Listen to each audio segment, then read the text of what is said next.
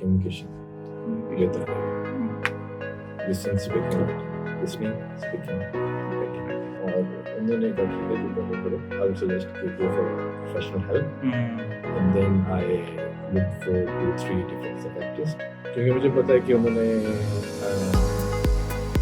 आइल्स की प्रेप करके 2-5 एग्जाम दिया, तो वो यहाँ पे थे तो वो डेफिनेटली इम्प्रूव कर देंगे। अब तो वैसे आजकल कम हो गया, but I used to go to very remote areas, hiking वगैरह। अच्छा, हफ्ते की लीव पे काम किया, रिलीज गई, और जाना भी ऐसे जगहों पे जहाँ पे आपका सेलुलर नेटवर्क नहीं है, आप लैपटॉप मोबाइल ले भी जाओ साथ, कोई फायदा नहीं, और फिर वहाँ से बायोलॉजिकल क्लॉक रीसेट करके जाओ, ठीक नहीं है, ठीक है। तो सबसे एडवेंचरस आपका किधर है? मूसा का मसला, विंटर सर्वाइवल, -12 स्नो, और एक थी Ganga Choti, again winter survival, camping, just camping as well, camping, हो गया। और उसमें मेरे पास थोड़े से गियर कंप्रोमाइज थे शुरू में, और पूरी रात मैंने जाके गुजारी थी, -13-15 के करीब गिरा था, और आँख खुल गई थी। वो मेरी ज़िंदगी की सबसे लंबी रात थी, अभी तक की सबसे लंबी रात थी।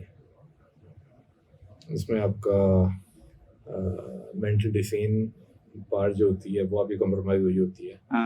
आपका अब सिंपली आप कैंप में ही हैं और आपने कोई खजूर या कोई नट्स या कोई चॉकलेट निकाल के खानी है, you get into a loop जिसमें आप सोच रहे हो कि करना है, लेकिन आपको 10-15 मिनट उस चीज को प्रोसेसिंग करने में लग जाते हैं, और इतना आपका वो डिसीजन मेकिंग जो होती है ना, वो कंप्रोमाइज हुई होती है। बिल्कुल ऐसे ही है, बिल्कुल ऐसे ही है। उसकी मल्टीपल रीजंस हैं, उसकी बायोलॉजिकल रीजंस पड़ी हैं। एक लैक ऑफ ऑक्सीजन होता है, रेस्पिरेशन नहीं होती। और आपको एक मजे की बात बताता हूँ कि लैक ऑफ ऑक्सीजन की वजह से, अगर आप उनकी इन चीज़ों के अंदर इंटरेस्टेड है, आपको पता होगा अक्सर लोग जो है ना, वो उनको हेलुसिनेशंस होती हैं, चीज़ें वगैरह कुछ नजर आती हैं।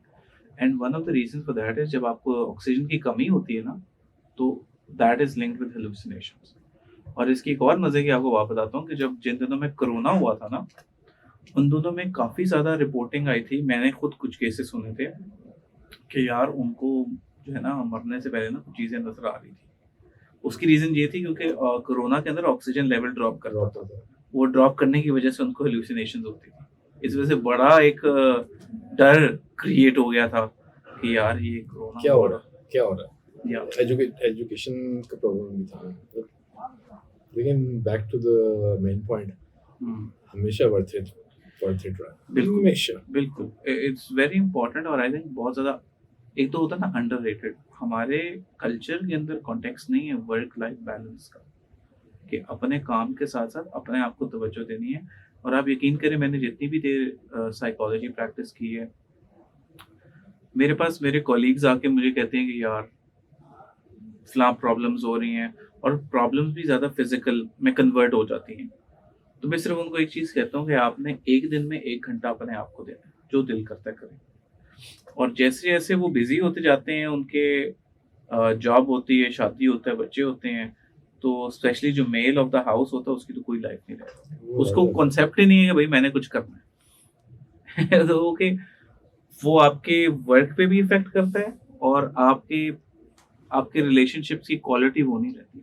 मैं कभी मिलेंगे, बैठेंगे सुकून से, मैं आपको स्टोरी सुनाऊंगा कि इस एक पर्टिकुलर वजह से कि 1 घंटा मैंने अपने आप को देना है, I used to go to gym, still I am into it, उसकी वजह से जो मुझे फायदा हुआ ना, बिल्कुल I used to abuse pharmaceuticals, और इट तकरीबन 8 से 10 साल आपकी यू नेम फार्मास्यूटिकल, और मैं आपको उसको हाई कैसे करना है, लो कैसे करना है, ऑल ऑफ दैट, उसको मुझे टेपर डाउन करते हुए 4 साल लगे। वो बड़ा मुश्किल, 14 इयर्स का ये स्पैन था।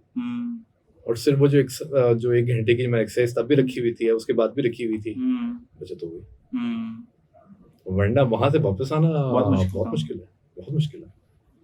स्पेशली इसको टेपर डाउन करने के लिए बे साउंड प्रोफेशनल इजी और मुझे बड़ा प्रोफेशनल की हेल्प भी नहीं पड़ी थी हाँ बकायदा फर्स्ट रियलाइजिंग द आपके अंदर प्रॉब्लम विल बड़ी स्ट्रांग है realizing the problem getting touch with the family उनको बताया उनकी सपोर्ट सो वो बैक टू द पॉइंट वो जो 1 घंटे की एक्सरसाइज थी ना उसकी जो विल वो पावर इसने ही आपको help किया। उसने मुझे हेल्प आउट बिल्कुल किया सही। वरना वो वरना बहुत दबा मुश्किल चुका हो होता जाता अच्छा तो आपने allied as a tier 1 join किया था टीयर Tier 2 1 टीयर 1 ज्वाइन किया था और कितने साल पहले exactly 2 May 2012 nice you remember exact the exact date तो टीयर 1 से टीयर 2 तक की जर्नी पुरानी बात हो क्योंकि if I'm not mistaken 2014 या 2015 में I opted for tier 2 so मुझे कोई फर्क नहीं लगा जिस तरह मैं पहले काम कर रहा था एज अ T1 उसी तरह मैं तब भी काम करता रहा so for me switching from T1 to tier 2 was not something कि जो कि बहुत चैलेंजिंग हो या जो ट्रांजिशन वाइज फर्क हो मेरे लिए कोई फर्क नहीं था नेचुरल थी नेचुरल क्या आप कह सकते हैं वन ऑफ द रीजन है क्योंकि आप काफी अपने अर्ली ज्वाइन किया था 2012 के अंदर और तब आई थिंक के क्राइटेरिया वगैरह एज सच इतने ज्यादा डिफाइंड नहीं थे जो अब डिफाइंड है क्राइटेरिया डिफाइंड थे तब थे डिफाइंड लेकिन तब सिर्फ 2-3 as far as I remember 2 या 3 मेजर क्राइटेरिया थे कि सेल्फ इंडिपेंडेंट हो प्रोजेक्ट आपको दे दिया है तब तक मैंने 2 या 3 प्रोजेक्ट्स कर चुका हुआ था और उसमें भी मोहम्मद उमर की जो इन्वॉल्वमेंट थी वो सिर्फ यहाँ तक थी कि पहले प्रोजेक्ट में कि मेरी इंग्लिश बहुत हुई थी लो एवरेज थी so he used to pick point my email और मुझे वहाँ से बताते थे तो मैंने वहाँ से लर्न स्टार्ट किया लेकिन फ्रॉम टेक्निकल पर्सपेक्टिव जो चीज़ नहीं आती थी वो पूछता होता था लेकिन कर लिया तो जितना टाइम लगता था कर लिया I used to work in natural technologies for 2 years so वहाँ पे रगड़ा जो खाया हुआ था लिस्ट रीडिंग्स का सो उसने मुझे पर्टिकुलरली हेल्प आउट किया टीयर 1 से टीयर 2 की ट्रांजिशन में कि शायद इस वजह से स्मूथ रही कि I was used to work differently लेकिन उसके बाद खास चैलेंजेस नहीं थे फॉर मी इतने चैलेंजेस नहीं थे आपका माइंडसेट कैसे चेंज हुआ जब आप टीयर 1 में जब जॉब कर रहे थे तब कैसा माइंडसेट था तब कैसे चीज़ों को परसीव करते थे और अब राइट नाउ आप कैसे परसीव करते हैं अपने आप को अपने काम को सिमिलर है मुझे कोई तभी जो काम की रिस्पॉन्सिबिलिटी थी तब भी जो काम की हेडेक थी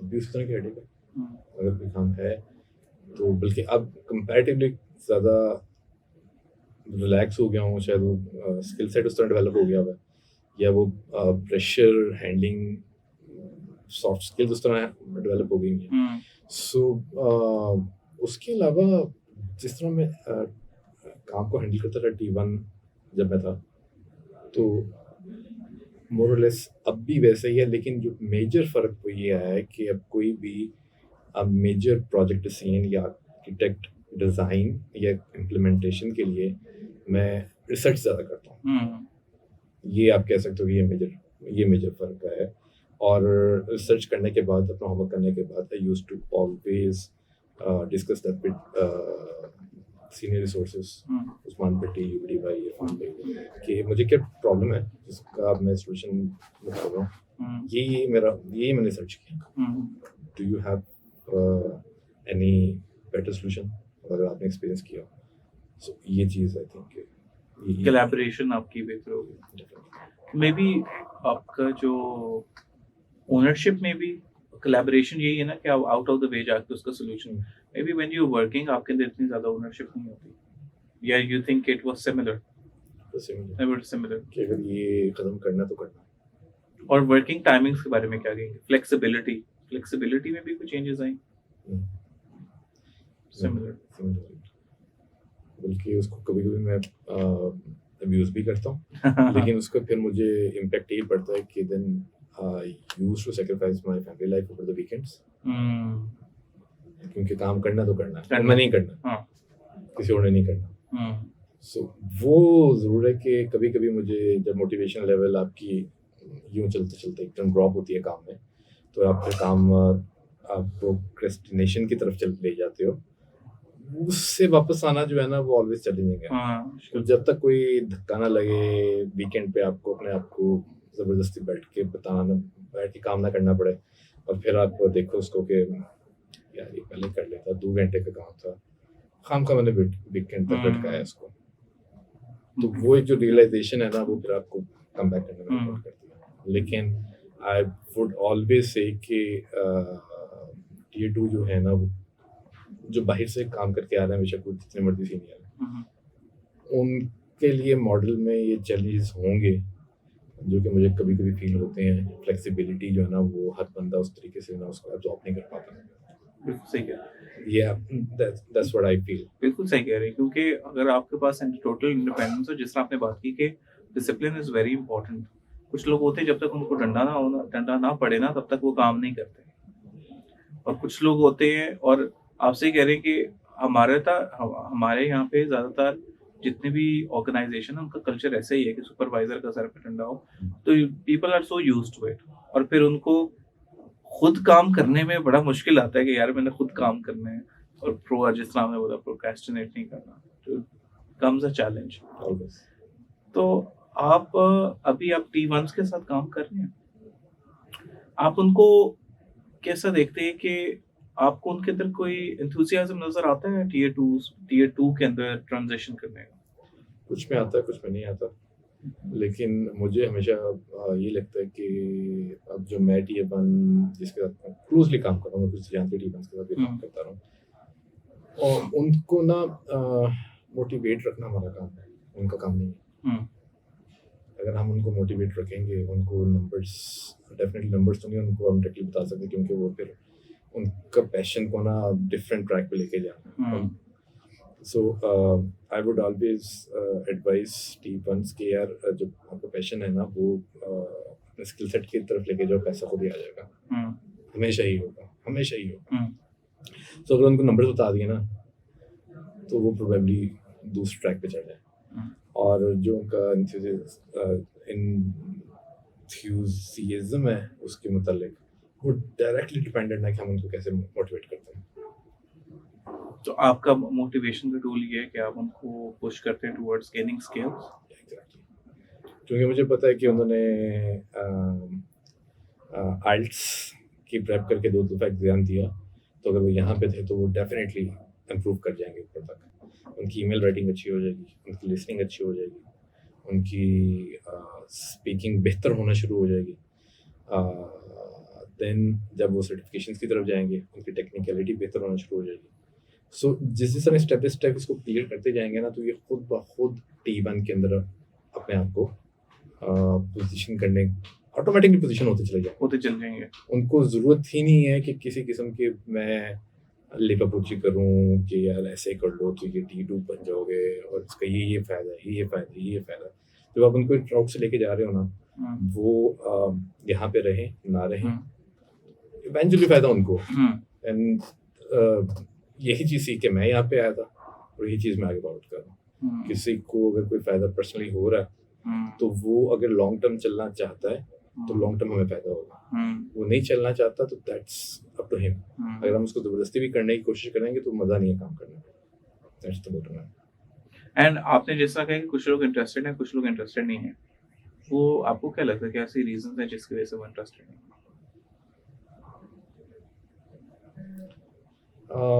प्रोबेबली एक्सपोजर।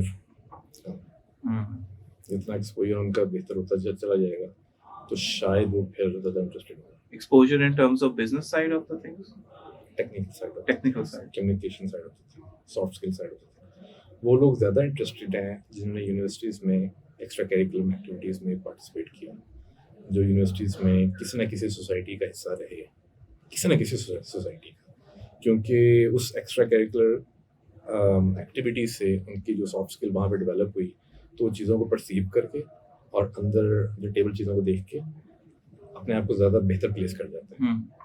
जिन लोगों को उसका एक्सपोजर नहीं हुआ उनके लिए ऑलवेज चल रहा है।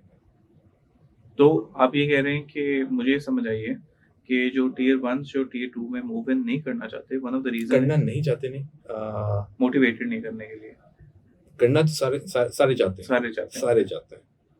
सो रिफ्रेजिंग इट के करना सारे चाहते हैं, क्यों मोटिवेशनल लेवल डिफर कर रहा है, कुछ में बहुत ज़्यादा है, कुछ में कम है, कुछ में बिल्कुल स्ट्रेट लाइन है।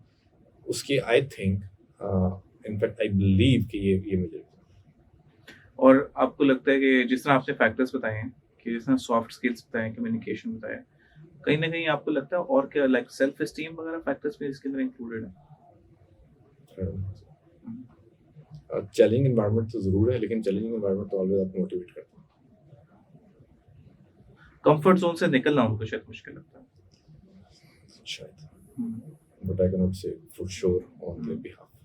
राइट, ऑफ कोर्स लेकिन आई वांटेड लाइक कि आप क्या ऑब्जर्व करते हैं, your opinion, and I think कि वो आपने जो बताया है कि एक वो चीज कर ही आ रहे हैं, एंड दिस इज समथिंग कि लेट्स से कि सॉफ्ट स्किल्स एंड इस तरह की जो हैं कम्युनिकेशन स्किल्स टाइप, उनको they have the challenges, they're not up for improving it, and improving it requires stepping out of their comfort zone, and वो शायद ये सोचते हैं कि यार मैं जो उधर टाइम लगाना है वही मैं टेक्निकल स्किल्स में भी निकालूं, maybe they have a different mindset. ठीक हो गया। एंड अभी आपके पास अपने जब से टियर 2 में आप शिफ्ट हुए हैं, आपके पास मल्टीपल क्लाइंट्स आए हैं? मल्टीपल आए हैं।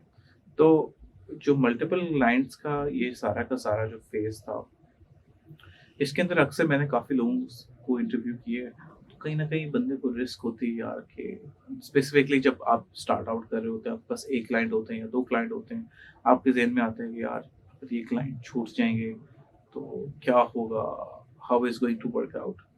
तो क्या आपने कभी ऐसा कोई एक्सपीरियंस किया? बिल्कुल किया। एस्लिंग चला गया था। मैं रिसेंटली जब टियर 2 बना था तो एस्लिंग 6 मंथ्स रहा था, लेकिन उसने 6 मंथ्स के जो रिजर्व्स जो लाइट जो भी स्ट्रेटेजी है वो रिजर्व थे। सो उस केस में उस रिजर्व को कंज्यूम किया, लेकिन इन द मेन टाइम काम आ जाता होता।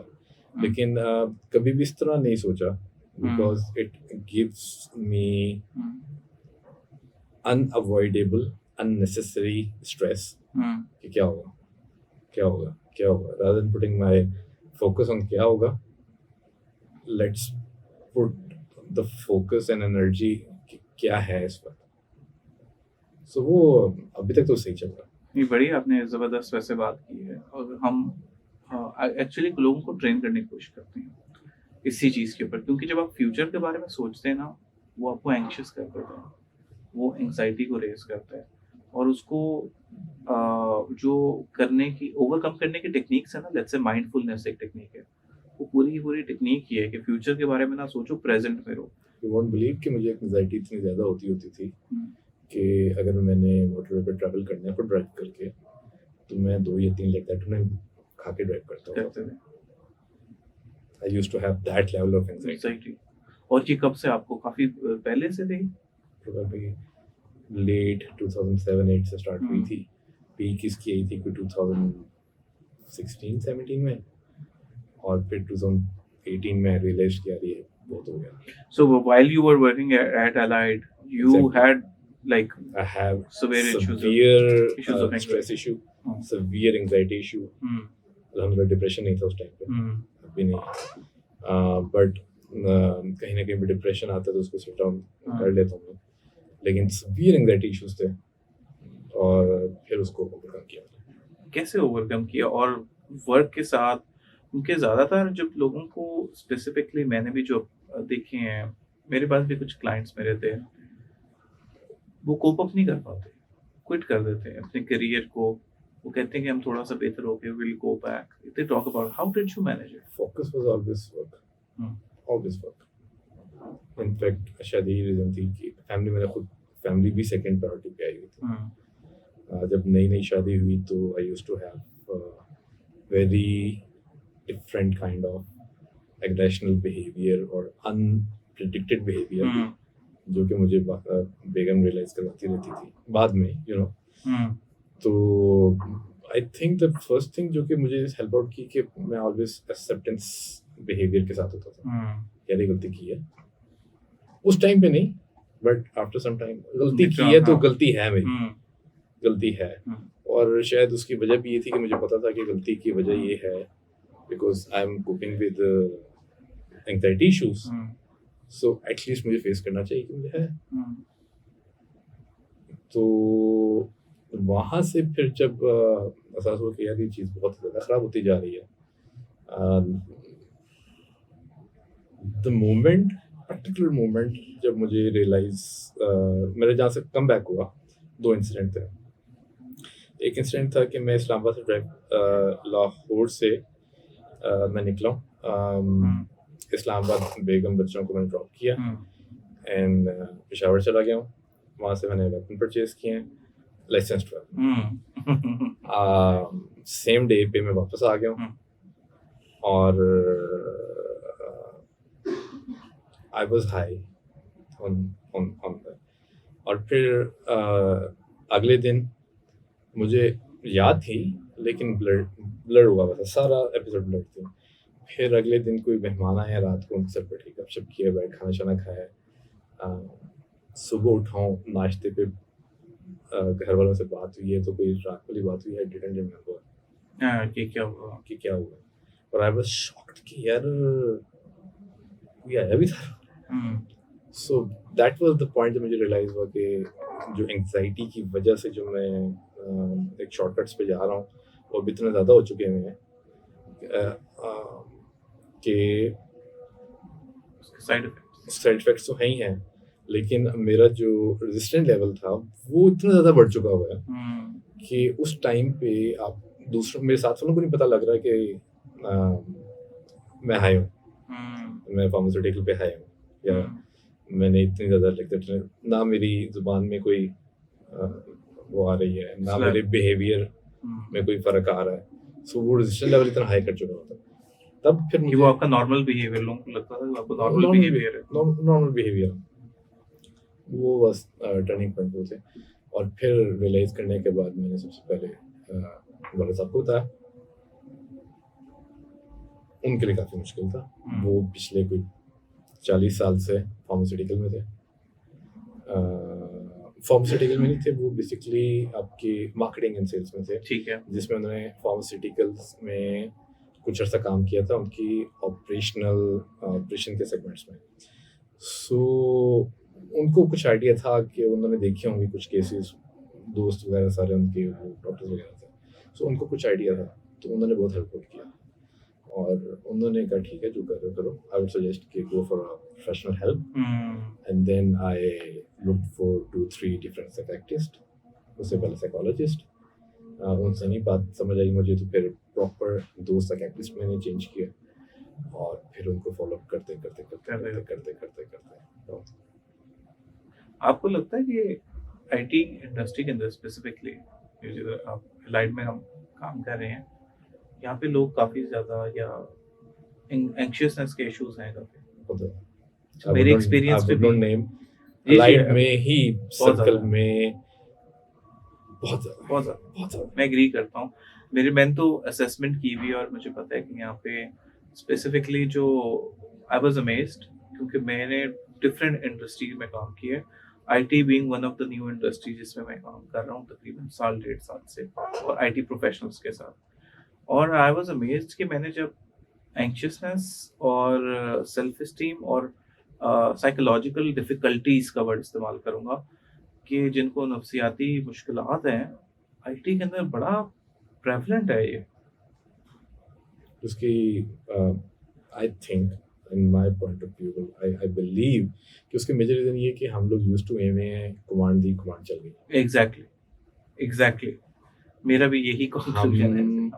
उसके कॉन्सिक्वेंसेस पे नहीं है। अच्छा कमांड दी नहीं चली, ये वजह थी मेरी कमांड गलत थी, बट कमांड दी चल गई, कंप्यूटर ऑन किया हो गया, कोड लिखा चल गया, फिक्स किया चल गया। अब वो इंसानों के साथ जो इमोशनल जो है एस्पेक्ट, हमारा इमोशनल क्वेश्चन बहुत नीचे गिर जाता है, हमें नहीं फर्क पड़ता।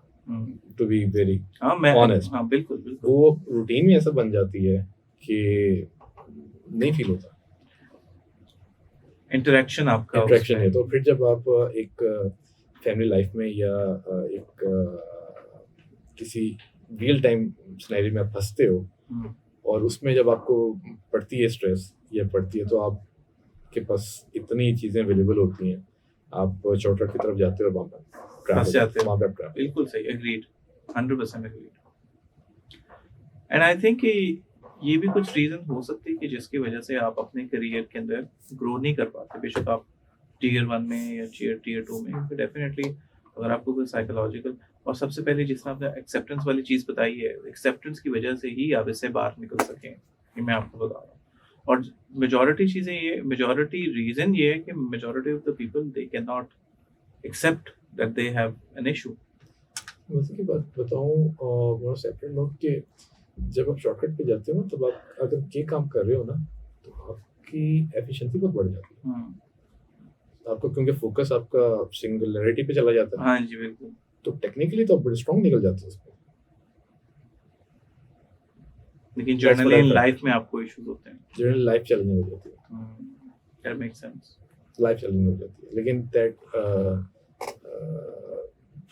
Differs from person to person. Absolutely. कि अगर आप फॉर एग्जांपल जिस तरीके से लोग हैश यूज करते हैं, कुछ गाड़ी चलाने के लिए करते हैं, कुछ काम के लिए करते हैं, और सिंगुलरिटी कंसेप्ट के लिए क्या, इस सिंगल काम जो फोकस है ना उसको हमने बढ़ाना। सो आई थिंक एंग्शियसनेस को अगर हम शॉर्ट करना चाहिए, लेकिन वो जो लेकिन लॉन्ग टर्म कॉन्सिक्वेंसेस हैं उसके तो दोनों, क्योंकि हमारे पास, आप सही कह रहे हैं, कुछ लोग, स्पेशली मेरे पास कुछ ऐसे मेरा काफ़ी आर्टिस्ट के साथ इंटरेक्शन हुआ है, और मेजॉरिटी ऑफ द आर्टिस्ट है ना, वो ये कहते हैं कि भाई हैश करना है, हैश करेंगे तो हम उस लेवल पे पहुंचेंगे और फिर हमारा लेवल ऑफ कंसंट्रेशन होगा और काम होगा। ऑब्वियसली उसके कॉन्सिक्वेंसेस भी होते हैं। आप यकीन करें, मैंने रीहैब में काम किया है और रीहैब भरा पड़ा है। जो हैश के एडिक्ट्स होते हैं, दे डोंट इवन रियलाइज कि वो कितने ज़्यादा स्ट्रॉन्ग एडिक्ट हो जाते हैं हैश के। और अल्लाह माफ़ी दे, वो आई रिमेंबर कि जब मेरा फर्स्ट डे था रीहैब सेंटर के अंदर, तो मैंने जब वो लोग देखे थे तो मुझे पहले 1-2 दिन मुझे नींद नहीं आई थी सही तरीके से रात को। वो और बड़े अच्छे ख़ानदान के लोग, O levels background, A levels background, engineers, एक हमारे पास आर्मी वाला भी बंदा था, रिटायर्ड मेजर था। वी हैड मेंबर्स फ्रॉम 12 साल से लेके 50 साल तक, हर रेंज का बंदा था जिसको ड्रग इश्यूज थे, और hash was one of the most common one. और मज़े की बात ये है कि वो सारे के सारे जो ट्रेंड है यूनिवर्सिटीज़ वगैरह में भी, hash is not considered a drug, recreational stuff. मुझे याद है कि एक वो हमारा क्लाइंट था, तो उससे पूछा कि भाई ड्रग्स कब से कर रहे हो, तो उसने कहा मैं 10 साल से कर रहा हूँ, मैं आइस कर रहा हूँ 10 साल से। कहते हैं उससे पहले मैं सिर्फ हैश करता था। अब मैं I would not name a person, एक आर्मी ऑफिसर बहुत क्लोज, उससे बातचीत हुई तो उसका junior was looking for some kind of फतवा कि यार हैश कहीं से ना मुझे फतवा दे दें। उससे पूछा वजह क्या? वजह यार ये कि जब बंदा मारते हैं ना, तो वो 2-3 दिन जो है ना, वो ऐसे कुछ शुरू में हमें मुश्किल लगता है ऑपरेशन में। he is in artillery path में, इन्फेंट्री में गया, ठीक है, ग्राउंड ऑपरेशन में इन्वॉल्व हुआ, ठीक है, और आजकल जो सूरत हाल चल रही है, ठीक है, बलूचिस्तान वगैरह में, ठीक है, सो उनके ऑल्दो उनके पास मुसलसल उनके अपने साइकियाट्रिस्ट बैठे हुए, but he is still looking for that way out कि यार जब ऑपरेशन लीगलाइज हो जाए, जब हम वहाँ से ऑपरेशन करके आते हैं तो मेरे फलाना पीयर बहुत यूज करता है, मेरा फलाना साथ करता है, ये करता है, तो यार मुझे सब लीगलाइजेशन दे दो, मैं भी यूज़ कर लूँ, क्योंकि मैं जिस मेंटल साइकिल से गुजरता हूँ ऑपरेशन के बाद, तो बड़ा मुश्किल है। अच्छा, लास्ट में सिर्फ ये कोई आप टियर 1 को एडवाइस को देना चाहेंगे? कम्युनिकेशन बेहतर कर लें, listen, speaking, writing, listening, speaking, writing, तीन बेहतर कर लें। चलिए, thank you so much, thank you, बहुत मज़ा आया।